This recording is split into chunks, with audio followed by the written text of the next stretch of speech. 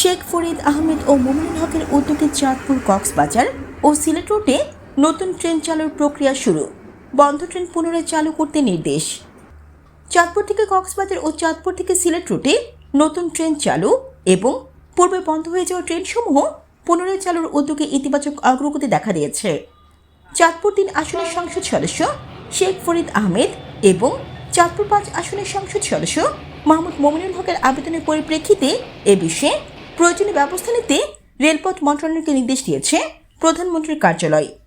প্রধানমন্ত্রীর কার্যালয় থেকে 2026 সালের 28 জুন জারি করা এক পত্রে জানানো হয়, চাঁদপুর ৩ ও চাঁদপুর ৫ আসনের সংসদ সদস্যরা চাঁদপুর থেকে কক্সবাজার ও সিলেট রুটে নতুন ট্রেন চালুর পাশাপাশি পূর্বে বন্ধ হয়ে যাওয়া ট্রেনগুলো পুনরায় চালুর জন্য আবেদন করেন।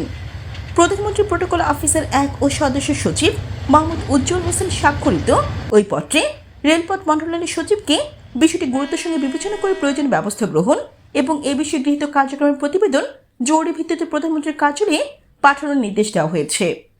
পত্রে উল্লেখ করা হয়েছে, চাঁদপুরবাসী দীর্ঘদিনের প্রত্যাশা বিবেচনা নিয়ে নতুন রেল সেবা চালুর সম্ভাব্যতা এবং বন্ধ ট্রেনগুলো পুনরায় চালুর বিষয়ে দ্রুত প্রয়োজনীয় পদক্ষেপ গ্রহণ করতে হবে।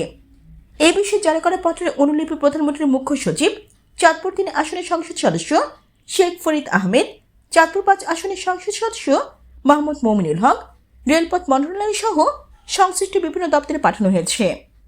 সংশ্লিষ্টরা মনে করছেন, প্রস্তাব বাস্তবায়িত হলে চাঁদপুরের সঙ্গে দেশের অন্যতম পর্যটন কেন্দ্র কক্সবাজার এবং বিভাগীয় শহর সিলেটের সরাসরি রেল যোগাযোগ প্রতিষ্ঠিত হবে।